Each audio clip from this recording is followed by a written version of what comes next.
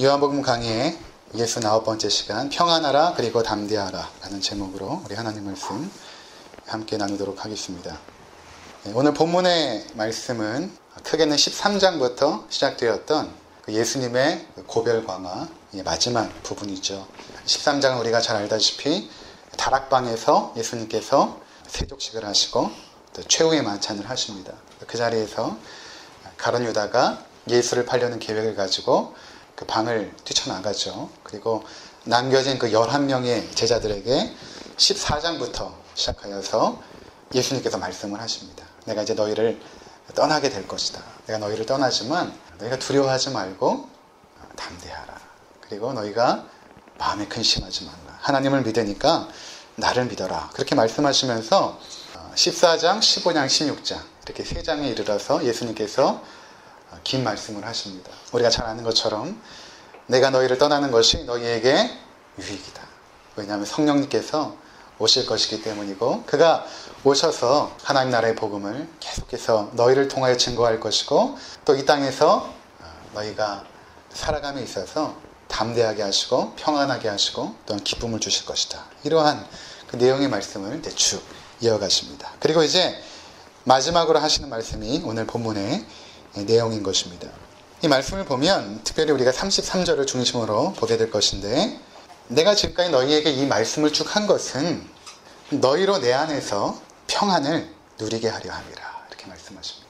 너희가 앞으로 고난을 당하고 핍박을 당하게 될 것이지만 내가 지금까지 너희에게 한 말을 너희가 기억하고 또 믿음으로 너희 가운데 평안을 주기 위해서 내가 이렇게 말씀을 전했다. 이렇게 말하고 있죠. 그리고 나서 세상에서는 너희가 환난을 당하나 담대하라.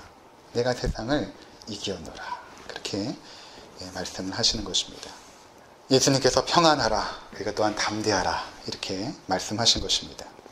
기독교에 대한 그 오해가 있습니다. 어떤 것이냐면 예수 믿으면 만사 형통한다라는 생각입니다. 예수 믿으면 사업이 잘 되고 또 자녀들도 승승장구하고 질병도 없어지고 또 질병에 걸리지도 않고 또 세상에 일어나는 여러 가지 사건과 사고 속에서 하나님께서 그래도 보호해 주실 것이다 라는 그런 신념이 있죠. 근데 이것은 거짓된 복음입니다. 한때 한국 사회를 휩쓸었고 지금도 여전히 많은 성도들이 이러한 그 신념으로 신앙생활을 하기도 합니다. 뿐만 아니라 우리도 마음속 깊은 곳에서는 은근히 예수님 믿으니까 그래도 뭔가 잘 되겠지, 뭔가 형통하겠지, 뭔가 사건과 사고 속에서 그래도 우리 가정은 안전하겠지, 이런 마음들이 있을 것입니다. 우리가 하나님을 위해서 무언가 열심히 하면, 다른 말로 하면 치성을 쌓으면 하나님께서 감동하셔서 어려움도 피하게 하시고 형통케 하시고 복도 주신다라는 생각인 것입니다. 근데 이러한 생각은 사실 모든 종교인들이 가지고 있는 생각이고 기독교인조차도 이렇게 생각을 하고 있다는 것입니다. 그래서 때로는 새벽부터 일어나 열심히 기도를 올리고 절에 다니는 분들은 열심히 절을 하면서 108번 절을 하면서 간절히 기도를 올리기도 하고 또 성당에 다니는 분들은 또 봉사활동도 하기도 하고 기독교인 중에도 또 헌금도 많이 드리고 또 하나님 앞에 또 봉사도 하고 하는 일들. 행여 우리 주변에 누군가 질병에 걸렸다는 소식이나 큰 사고를 당했다는 이야기를 들으면 이런 치성을 내가 더 해야겠다. 내가 더 하나님 앞에 치성을 올려서 그래도 우리 가정은 안전하게 보호를 받아야지 라는 생각들이 있게 되는 것입니다. 자, 불행하게도 교회 안에 이러한 종교적 신념으로 신앙생활을 하는 분들이 계십니다. 꽤 많이 계십니다. 이들에게 있어서 하나님은 이 땅에 살아가는 동안 자신에게 형통함을 보장해주는, 안전을 보장해주는 존재로 계신 것입니다. 그러다가 행여 뜻하지 않는 사건이나 사고나 질병에 걸리게 되면 예를 들어서 사업에 부도가 난다든가 암에 걸린다든가 이러한 일이 생기게 되면 이들의 신앙은 급격하게 흔들립니다. 그리고 극단적인 경우에는 신앙의 길에서 이탈하는 경우도 여러 차례 보아왔습니다. 기독교는 만사 형통을 보장하지 않습니다. 성경은 단 한 번도 만사 형통을 약속이라는 형태로 우리 가운데 주신 적이 없습니다. 오히려 예수님께서는 너희가 나를 따라오는 길은 십자가를 지는 길이고 또 순교자의 삶을 살아야 된다라고 말씀하고 있다는 것입니다. 이 길은 이 세상의 편안함을 포기하는 길이고 때로는 마땅히 누릴 수 있는 권리까지도 포기해야 되는 길이라고 이미 말씀을 하셨던 것입니다. 그래서 너희가 오른뺨을 맞으면 왼뺨도 내밀라. 마땅히 오른뺨을 맞으면 상대방의 오른뺨을 때릴 수 있겠죠. 하지만 그렇게 하지 말고 왼뺨을 내밀라. 너희의 자존심과 또 너희의 권리를 다 포기하고 그렇게 살아가는 인생을 우리 가운데 말씀하셨던 것이죠. 예수님께서는 이 땅에서 자신의 유익을 단 한 번도 구하지 않으셨습니다. 억울하게 누명을 쓰고 붙잡혀 십자가에 못 박혀 죽을 때에도 침뱉음을 당하고 조롱을 당하고 나중에는 옷이 다 벗겨져서 그 조롱을 당할 때에도 하나님, 저들이 하는 것을 알지 못합니다. 저들의 죄를 용서하여 주옵소서. 그렇게 기도했던 분이 예수님이셨습니다. 그러나 하나님의 영광을 가리는 일에 있어서는 분노하셨고 그것에 대해서 의분을 가지셨죠. 그래서 성전에서 물건 파는 사람들이 있었을 때 그 돈을 쏟으시고 그 안에 있었던 동물들을 다 내어 쫓으시고 채찍을 드시고 분노하셨던 예수님. 자신의 유익을 위해서는 단 한 번도 노여워하거나 분을 내지 않으셨지만 하나님의 영광이 가려지는 순간에 있어서는 결코 참지 않았던 그 예수님의 모습. 예수님께서 이제 오늘 마지막으로 고별 강화 속에서 우리 가운데 말씀해 주시는 것은 무엇인가 하면 너희가 앞으로 그리스도인으로 살아갈 때에 환난을 당할 것이다 라는 것입니다. 하지만 너희가 염려하거나 근심하지 말라. 오히려 평안하고 담대하라. 이렇게 지금 말씀하고 있다는 것입니다. 이 말씀은 이미 14장부터 시작되어서 여러 차례 언급이 되었습니다. 14장 1절에 보면 너희는 마음에 근심하지 말라. 하나님을 믿으니 또 나를 믿으라. 앞으로 너희 가운데 일어나는 그 모든 두려운 일들, 걱정되는 일 속에서 너희가 근심하지 말아라. 14장 16절 내가 아버지께 구하겠으니 그가 또 다른 보혜사를 너희에게 주사 영원토록 너희와 함께 있게 하리니 내가 가지만 보혜사 성령께서 너희와 함께 있을 것이기 때문에 너희가 두려워하지 말라. 또 14장 18절에 내가 너희를 고아와 같이 버려두지 아니하고 너희에게로 오리라. 약속하십니다. 흔들리지 말라는 거예요. 너희가 이 세상에서 살아가면서 어떠한 고난과 어려움 속에서도 결코 흔들리지 말라. 예수님께서는 요한복음 16장 2절에 이렇게 말씀하십니다. 사람들이 너희를 출교할 뿐 아니라 때가 이르면 물은 너희를 죽이는 자가 생각하기를 이것이 하나님을 섬기는 일이라 하리라. 하나님을 믿고 따라가는 길 가운데 닥칠 그 어려움을 예수님은 감추지 않으세요. 너희가 출교될 뿐만 아니라 너희는 죽음 가운데 내어지게 될 것이다. 이런 말씀을 지금 하고 있다는 것입니다. 출교라는 것이 그 당시에 유대인에게 있어서는 굉장히 두려웠던 일이었죠. 그리고 죽음에 내어지게 될 것이다. 여러분 생각해 보십시오. 만약 여러분들이 그런 말을 들었다면 너희가 앞으로 출교를 당할 것이고 죽음 가운데 내어지게 될 것이다. 이런 말을 들었을 때 얼마나 두려울까요? 근데 사실 그 당시의 제자들은 이 말씀을 진지하게 듣지는 않았어요. 나중에 성령님 오시고 이 말씀을 다시 한번 생각하게 되었지 그 당시에는 단지 그들은 예수님이 떠난다는 것에 대해서 서운해하고 두려울 뿐이었죠. 실제로 그들에게 그런 일들이 생기게 됩니다. 근데 이러한 상황 속에서 예수님께서 무엇을 약속하시냐면 평안과 기쁨과 담대함을 말씀하고 있다는 것입니다. 요한복음 14장 27절에 이렇게 말씀하십니다. 평안을 너희에게 끼치노니 곧 나의 평안을 너희에게 주노라.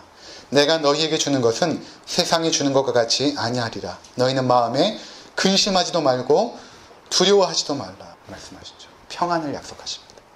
세상이 주는 것과 같지 않은 그 평안을 내가 너희에게 유산으로 남기고 갈 것이다. 요한복음 15장 11절 내가 이것을 너희에게 이름은 내 기쁨이 너희 안에 있어 너희 기쁨을 충만하게 하려 함이라.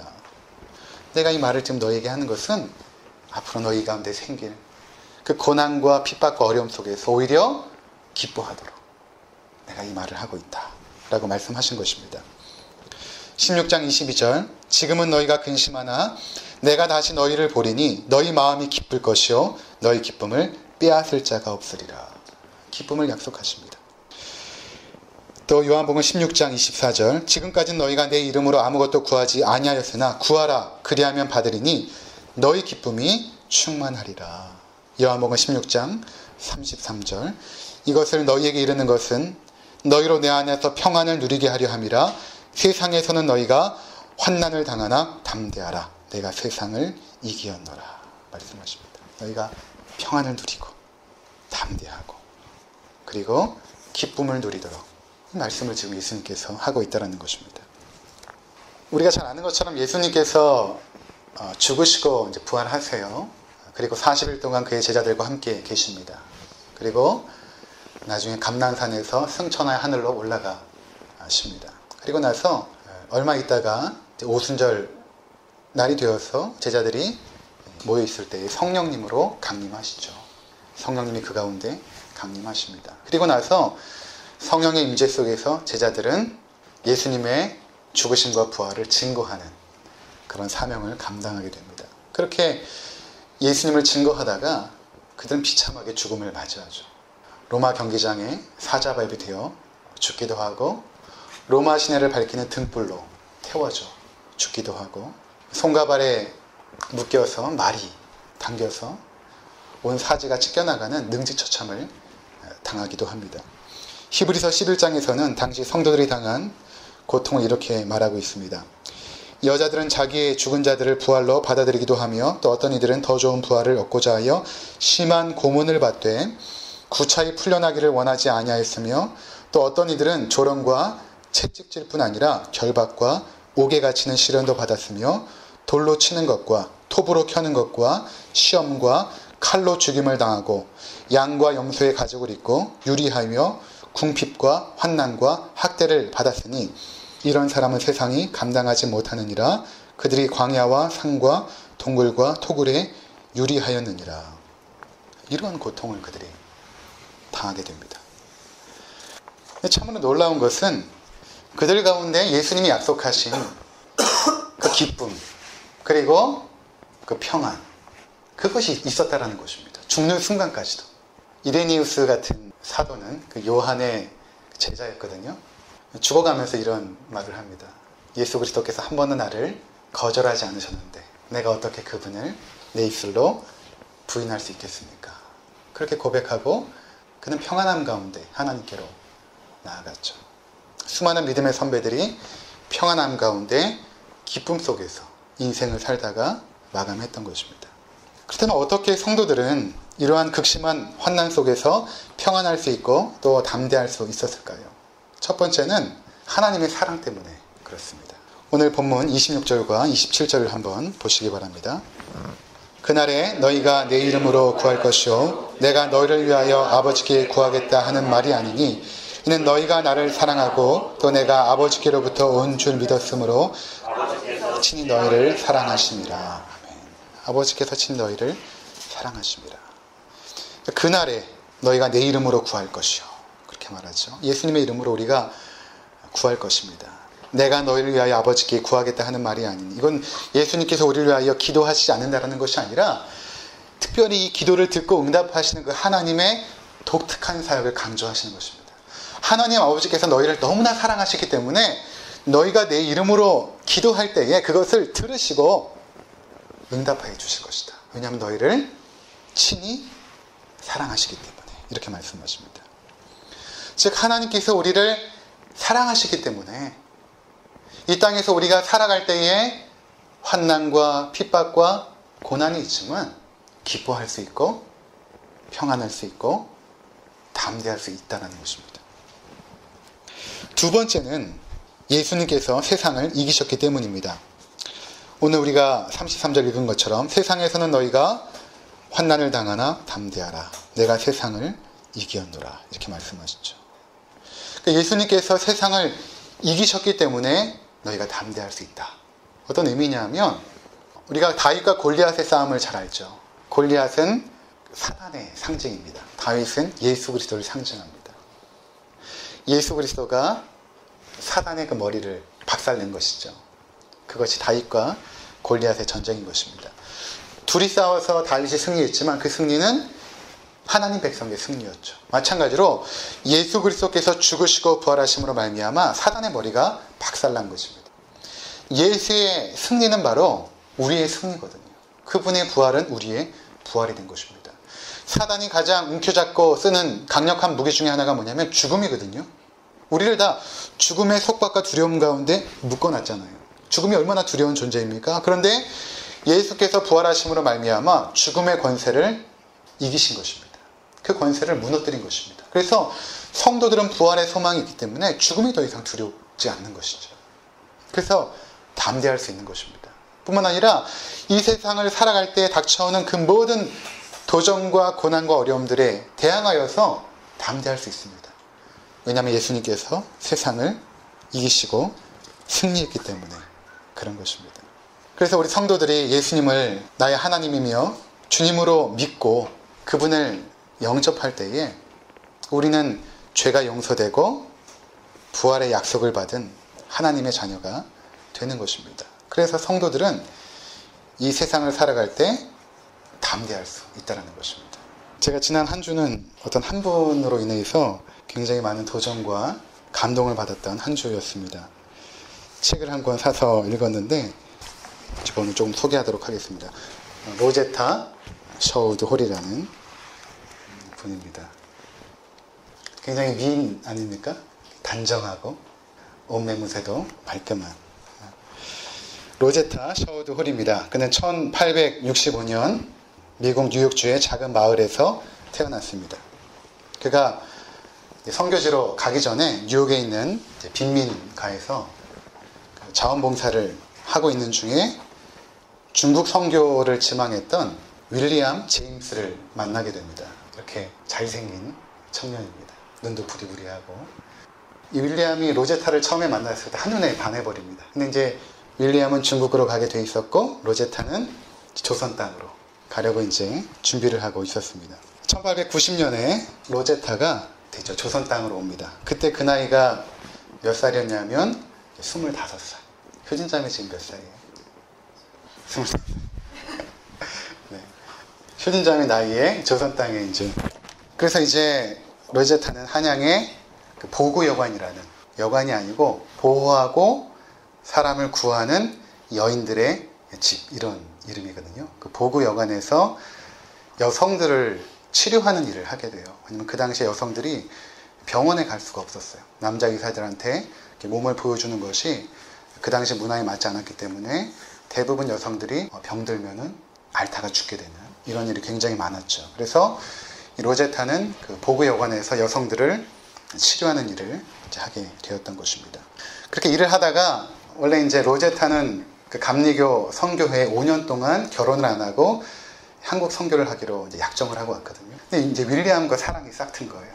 윌리엄이 너무 로제타를 좋아한 것이죠. 또 로제타도 윌리엄이 마음에 들었어요. 그래서 그 다음 해에 윌리엄이 중국으로 가지 않고 조선으로 오게 됩니다. 와서 둘이 결혼을 하고 신혼생활을 하게 돼요. 그런데 참 무심하게도 선교 본부에서 이 윌리엄을 평양으로 보내게 됩니다. 불과 결혼한 지 12일밖에 되지 않았어요. 평양은 굉장히 위험한 지역이었음에도 불구하고 윌리엄은 평양에서 의료사역을 담당을 하게 됩니다. 근데 결혼한 지 같이 이렇게 산 날도 얼마 없는 거예요. 평양에서 또 다시 한양으로 와서 또 있다가 다시 평양으로 가서 사역을 하고 반복해서 이 일을 하게 되었습니다. 그러다가 1894년, 혹시 이때 무슨 일이 일어나는지 아십니까? 동학 농민 전쟁이 일어나고 청일 전쟁이 일어납니다. 그래서 이 청일 전쟁의 전쟁터가 바로 평양 땅이 되어버렸어요. 이 평양은 전쟁으로 인해서 쑥대밭이 되어버립니다. 그 속에서 죽어가는 그 병사들을 고치는 일을 누가 했냐 하면 이 윌리엄이 이제 하게 된 것이죠. 고되게 일을 하다가 결국에는 전염병 발진티푸스에 이제 걸리게 됩니다. 워낙 이제 면역력도 약해졌고 거기다가 질병을 얻었으니까 몸이 굉장히 쇠약해진 것입니다. 평양에서 고치려고 했는데 고칠 수 있는 마땅한 병원도 없고 의사도 없는 거예요. 그래서 부랴부랴 배를 타고 제물포항으로 이제 들어옵니다. 겨우 제물포항까지 이제 왔어요. 그래서 이제 한양으로 가야 되는데 한양까지 가는 이제 조그만 배에 탄 것입니다. 그 배에 타고 한양으로 오다가 사랑하는 아내 로제타 품에 안겨서 그가 죽음을 맞이합니다. 로제타가 결혼한 지 불과 2년 6개월 만에 그토록 사랑하고 의지했던 남편을 잃게 됩니다. 그때 그 배 안에서 이제 로제타 품에서 윌리엄이 죽거든요. 1살 된 아들이 있었고 뱃속에서는 딸이 자라고 있었습니다. 그 당시 로제타 나이가 29살. 그가 남편을 보내는 날 이렇게 일기를 썼어요. 그가 일기 쓰는 습관이 있어서 많은 일기를 남겼는데 그 일기가 2015년도에 양화진 그 100주년 기념재단에서 받았어요. 그래서 2015년부터 번역이 돼서 올해 11월이 되면 5권으로 된 로제타 일기가 발행이 됩니다. 지금까지는 4권이 나왔거든요. 마지막 일기가 11월 달에 나오게 되는데 혹시 시간이 되시면 한번 보면 좋을 것 같아요. 그때 이제 그가 이렇게 이제 일기를 남겼습니다. 목요일 아침에 아빠는 연필과 종이를 가져다 달라고 하여 뭔가를 쓰려 했지만 이게 육아일기예요. 그러니까 나중에 자기 아들과 사랑하는 딸에게 보여주려고 일기를 쓴 거죠. 그래서 아빠가 연필과 종이를 가져다 달라고 하여 뭔가를 쓰려 했지만 마치 셔우드가 뭔가를 쓰려는 것과 똑같아 보일 정도여서 곧 포기하고 말았다. 그의 고통은 단지 그가 하고 싶은 말을 다 하지 못하는 것으로 보였다. 아빠는 처연한 눈을 엄마에게 고정하고 애써 말하려 했으나 떠듬떠듬 사랑하오라고 말했을 뿐이었다. 오후가 되자 아빠는 셔우드를 데려다 달라고 했다. 그는 아들을 사랑스럽고 애처롭기 그지없는 눈으로 바라보았다. 미국에서도 조선에서도 어린이들의 진정한 친구였던 그는 하나밖에 없는 자신의 아들에게는 막상 마지막 인사도 할 수 없었다. 아빠가 마지막으로 엄마에게 애써 하려던 말은 아빠가 평양에 간 것을 후회하지 말라는 것이었다. 나는 주님을 위해서 갔고 그분께서 보상해 주실 것이요. 사랑하는 아빠, 그의 믿음은 어린이의 믿음과 같이 단순했고 마치 아기가 어머니의 품 안에서 잠들듯 죽음에 대해 아무런 공포도 없었다. 1894년 11월 24일 토요일 석양 무렵 아빠는 영원한 안식일에 깨어나기 위해 예수님의 품 안에서 잠들었다. 그날 오후 내내 아빠의 눈은 엄마 눈에 고정되어 있었고 그는 내가 그의 두 손을 붙잡아 주길 원하는 듯했다. 그렇게 그는 떠났다.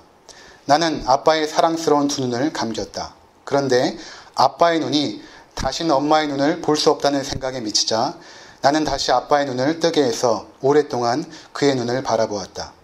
그 눈은 여전히 너무도 밝고 맑아서 아직도 그가 내 눈을 바라보고 있는 것처럼 보였다.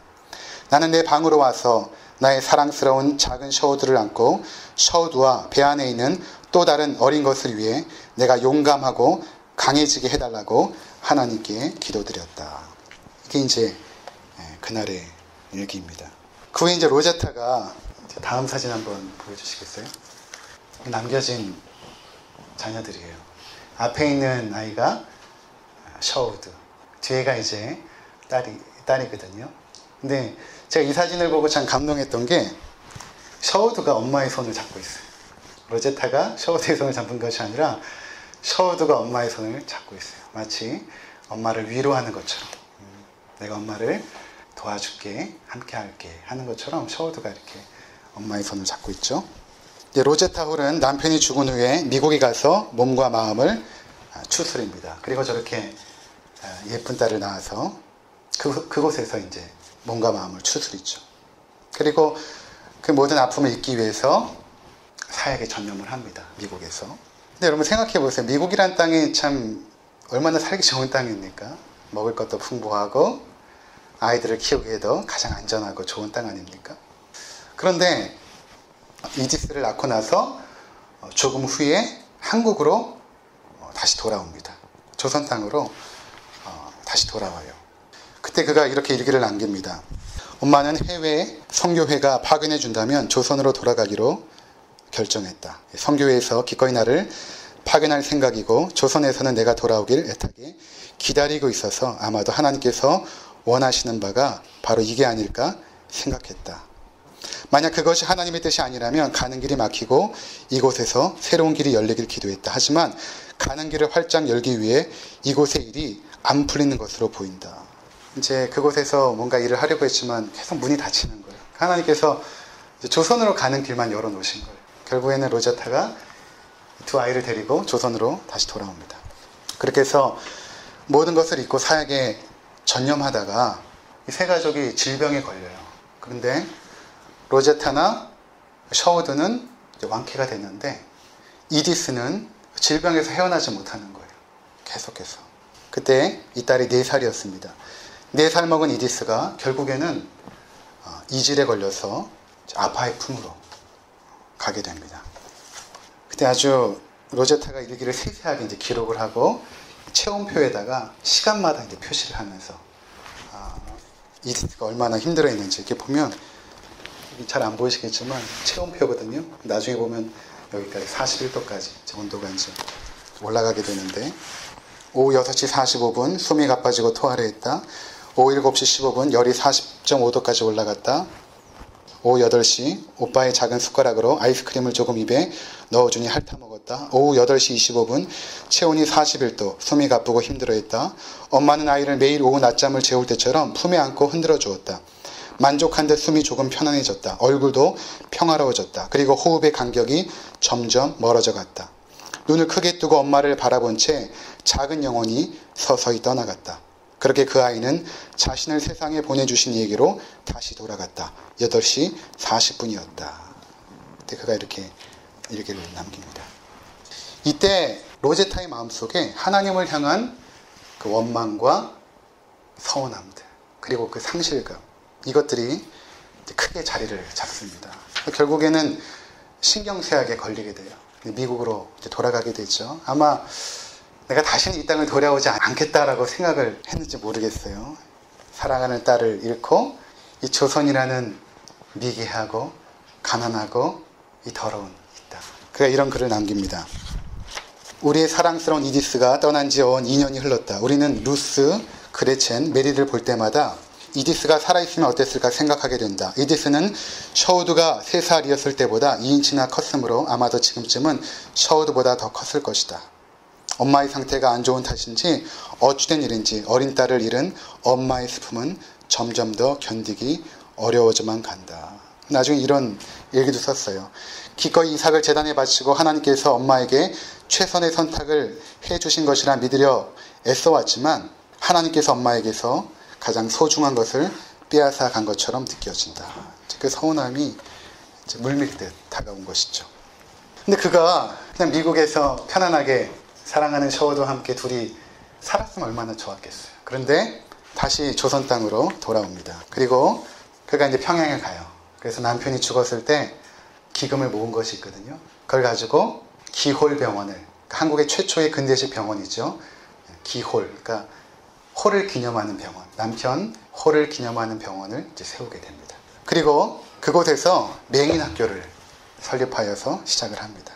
점자를 미국에 가서 열심히 공부해서 배워옵니다. 점자를. 그래서 점자를 개발해요. 또 서울에 여성 의사 양성 기관인 경성의학 전문병원을 설립합니다. 혹시 여러분들이 나중에 고려대학교 그 병원에 가면 로제타를 기념하는 홀이 있거든요. 그게 고대 병원으로 이어지고 또 그가 일했던 보구영화는 이화여자대학병원으로 이렇게 이제 내려오게 되고 이렇게 남편이 없는 조선 땅에서 43년 동안 봉사하다가 81세 나이로 미국에서 소천합니다. 그리고 그의 유언대로 그 유골이 양화진에 이제 뿌려집니다. 이 사진이 뭐냐면 셔우드와 이제 이디스를 데리고 한국으로 다시 올 때 찍은 사진이에요. 한복을 입혀가지고 오는 거예요. 네.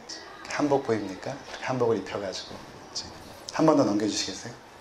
이게 이제 이디스가 죽는 날 이디스가 이제 그 민들레꽃을 그렇게 좋아했대요. 그것을 들고 이제 꽃병에 꽂아놓고 너무 좋아했는데 그 민들레꽃을 말려가지고 붙여놓은 거예요. 자기 일기장에. 그리고 거기 이제 사진 보면 잘 안 보이실 텐데 이디스가 누워있는 관이 사진이 이렇게 있거든요. 여러분들 실제로 보시려면 양화진에 가시면 볼 수 있을 것입니다. 한 장 더 넘겨주시겠어요? 이 사진도 제가 참 감동을 받았는데 여러분 잘 안 보이시겠지만 왼쪽 사진 보시면 이제 둘만 남게 된 거예요. 이디스도 세상을 가고 남편도 세상을 가고 셔우드와 둘이 낳게 됐는데 여기서도 셔우드가 엄마 손을 잡고 있어요. 셔우드가 엄마의 손을 이렇게 잡고 있습니다. 한 장 더 넘겨주세요. 이게 이제 셔우드가 잘합니다. 어머니가 잘 키웠어요. 그래서 명문대 토론토 의과대학을 졸업하고 그도 어머니가 사역했던 아버지가 묻혔던 조선 땅으로 다시 오게 되죠. 그래서 여기서 1931년도에 크리스마스 시를 이렇게 만들어서 결핵 퇴치를 위해서 애쓰거든요. 저도 초등학교 때 이 크리스마스 시를 샀어요. 사가지고 이제 붙이고 했는데 최초로 그 결핵 환자 퇴치를 위해서 시를 만들어서 보급했던 것이 로제타 홀의 아들 셔우드 홀입니다. 그가 이제 조선회상이라는 책을 남겼어요. 여러분들 서점에 가시면 구입할 수 있습니다. 그가 이곳에서 사역하면서 남겼던 글들이 이렇게 남겨져 있거든요. 셔우드 홀입니다. 아들 넘겨주세요. 1984년도에 어머니 아버지가 묻혀있는 저 양화진 무덤 그곳을 이렇게 방문하게 됐죠. 셔우드는 어떻게 됐냐면 그때 이렇게 모금을 할 때 일제가 이 돈을 가지고 독립자금에 쓴다라고 누명을 씌워서 간첩 혐의로 셔우드가 추방이 돼요. 그래서 인도로 가서 남은 인생을 결핵 환자를 위해서 애쓰다가 91세 나이로 셔우드는 인생을 마감을 합니다. 여러분들이 이제 양화진에 가면 이렇게 셔우드 홀의 일가 3대 윌리엄 홀 그리고 로제타 홀 그의 아들 셔우드 홀 그렇게 해서 그 자손까지 해서 3대가 묻혀있는 그런 묘비를 보게 될 것입니다. 청년들은 서울 놀러 가면 홍대에서만 놀지 말고 홍대 바로 옆에 있거든요. 거기 가셔가지고 셔우드 홀 일가의 묘비 앞에 꽃 한 송 이렇게 놓고 오셔도 굉장히 좋을 것 같아요. 우리가 이제 한 사람의 인생을 잠깐 살펴보았는데요. 그리스도인의 삶 가운데 환난이 있을 수 있어요. 고난과 어려움과 환난이 있을 수 있습니다. 근데 예수님께서 약속하신 것은 무엇인가 하면 너희가 담대하라. 내가 세상을 이기었노라. 그러기에 너희는 이 세상 가운데 살아가면서 평안할 수 있고 기뻐할 수 있다라고 약속하고 있다라는 것입니다. 아무쪼록 이 예수님의 이 마지막 고별강의 말씀을 여러분들의 마음에 새기시고 이 땅 가운데 담대하게 또 평안하게 살아가시는 복된 인생이 되시기를